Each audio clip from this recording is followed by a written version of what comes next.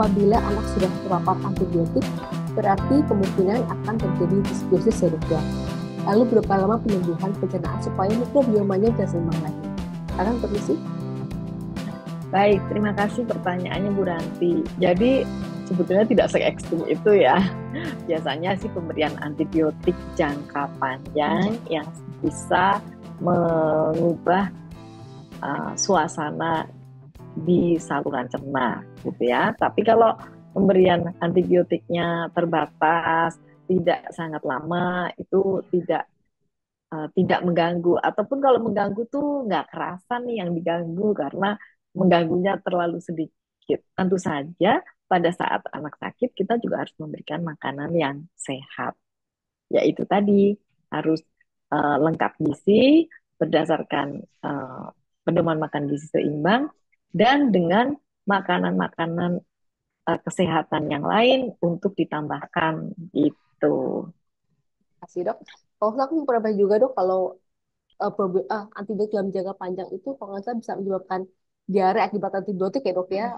Itu dan penyembuhannya juga cukup lama itu dok kayaknya dok. Itu bagaimana sih dok? Em, Antibiotik yang diberikan itu bisa menyebabkan diare karena apa namanya komposisi antibiotiknya bisa misalnya terjadi alergi atau zat-zat yang di dalam antibiotik yang karena satu misalnya antibiotik itu tidak sendirian di situ, dia juga ada zat-zat lain untuk melengkapi bisa jadi obat. Nah, apakah yang hal-hal yang pelengkapnya itu menyebabkan diare atau tidak?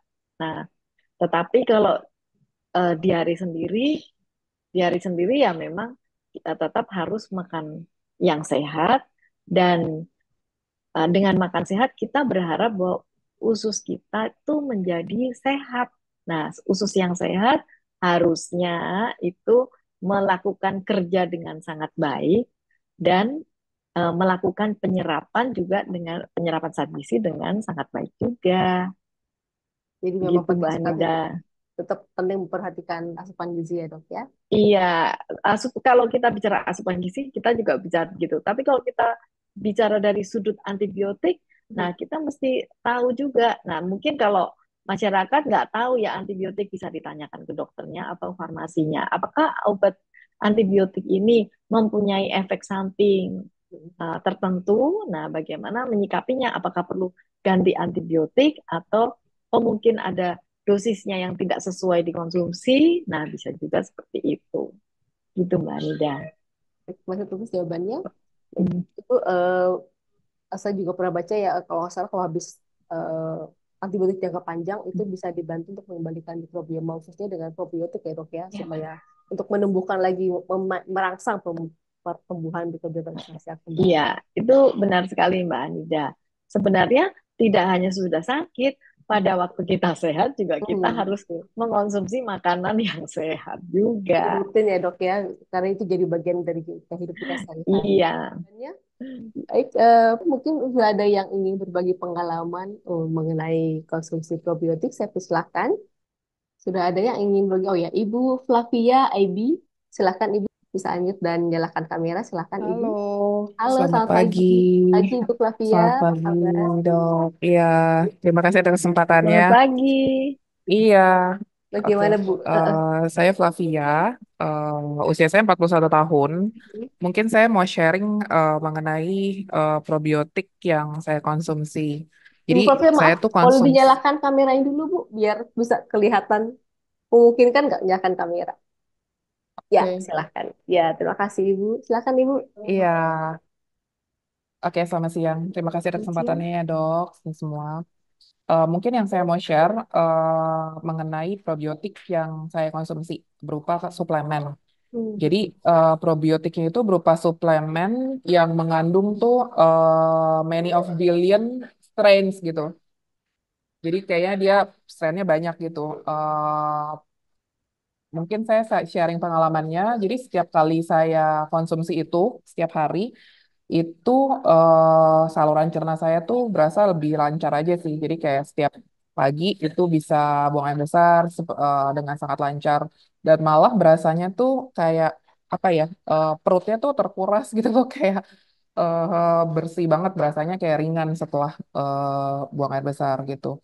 Terus yang kedua, pengalaman saya kalau saya konsumsi suplemen itu, suplemen yang probiotik ini ya, itu jadi tidak mudah eh, apa namanya, tertular seperti influenza, batuk.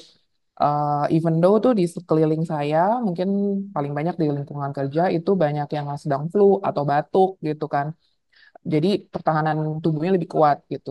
Cuma eh, saya juga sempat dengar ya, katanya sebenarnya benar gak sih probiotik yang suplemen ini harus diganti-ganti. Misalnya nih satu botolnya sudah habis, terus saya harus ganti lagi ke merek yang lain yang strainnya mungkin berbeda, sehingga bisa apa ya, supaya tidak resisten gitu loh, sel-sel di tubuhnya saya gitu. Apa benar seperti itu? Dan mungkin yang kedua pertanyaannya, apakah emang harus gitu loh suplemen ini dikonsumsi? Karena jadi agak ambigu juga nih, karena ada yang ngomong juga kalau eh, konsumsi ini secara rutin malah nantinya tuh jadi apa, apa ya namanya, eh yang baik nih, maksudnya bakteri-bakteri yang baik di dalam ususnya malah jadi ikutan mati gitu loh. Seperti itu. Tapi selama ini sebenarnya pengalaman saya konsumsi suplemen probiotik malah ke tubuh saya baik sebenarnya, seperti itu. Cuma takutnya hal ini malah jadi ambigu nih buat ke depannya gitu. Apakah memang harus konsumsi terus atau memang harus dijeda atau harus diganti-ganti merek atau seperti apa gitu. Terima kasih. Terima kasih Ibu Flavia atas Iya. sharingnya dan pertanyaannya. Menurut sih mungkin bisa menjawab dok, ini apakah betul probiotik itu perlu diganti-ganti gitu dok supaya strainnya berbeda-beda dan apakah bisa menyebabkan resisten gitu seperti antibiotik? Silakan dokter Lucy. Baik, terima kasih pertanyaannya ya Ibu Flavia.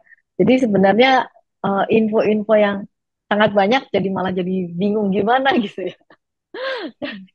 Jadi eh, kembali lagi pertama, makan itu harus sehat. Sudah dianjurkan oleh pemerintah, WHO juga menganjurkan konsumsi gizi seimbang itu sebenarnya sudah memenuhi kebutuhan zat gizi kita.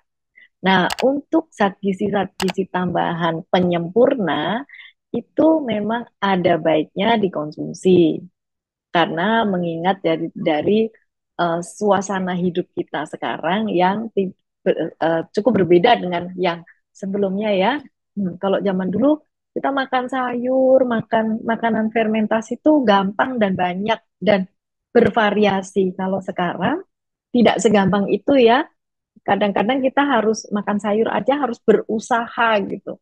Karena kalau misalnya sepanjang hari di kantor lagi ada meeting, makan justru dapat lunch-nya tuh nggak ada sayur. Nah, kita harus berusaha cari sayur.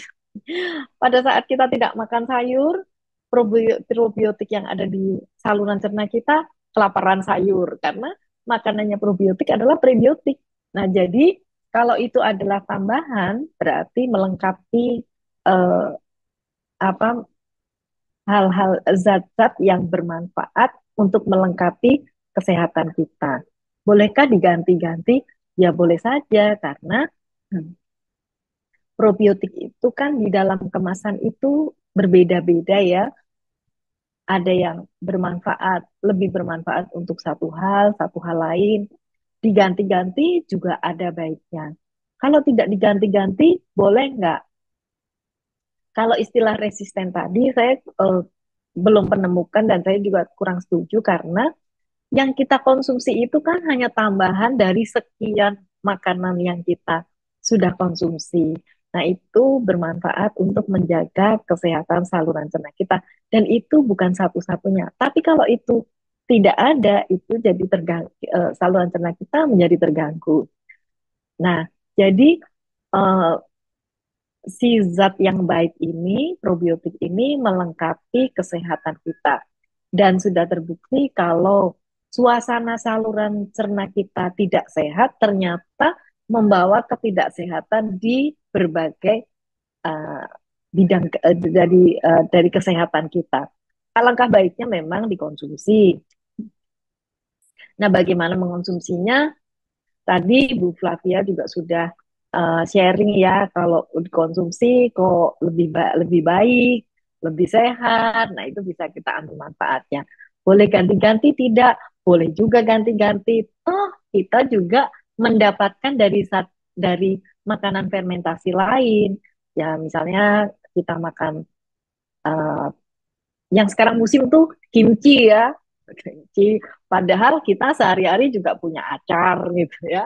Dan di makanan lain juga misalnya makanan fermentasi ada tempe, ada tape, dan ada makanan fermentasi yang lain. Kayak tauco itu juga sebenarnya makanan fermentasi juga ada probiotiknya.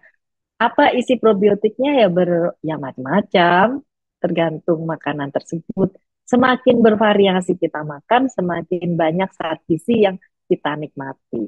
Nah, semoga ini menjawab pertanyaan Bu Flavia ya. Jadi jangan terlalu khawatir. Nikmati makan enak. Baik, itu terus jawabannya.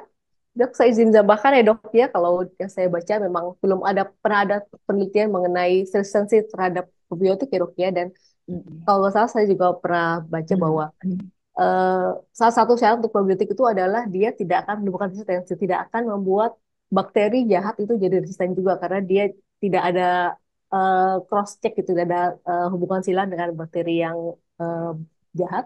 Dia tidak perlu khawatir, tidak ada risiko resistensi terhadap probiotik. Silahkan diminum sesuai kesenyamannya. Dan kalau untuk L-Kasetina sendiri, ini juga sudah banyak sekali studi-studi ilmiah yang mendukung mengenai manfaatnya untuk kesehatan dan juga keamanannya, jadi tidak perlu khawatir. Dan kandungan dalam satu botol Yakult itu mengandung 6,5 miliar bakteri hidup Casetina strain, jadi sudah cukup sekali untuk memelihara saluran lactose setiap hari, dan sebaiknya mandi konsumsi setiap hari rutin ya, agar terus menjaga bakteri baik dalam tubuh kita.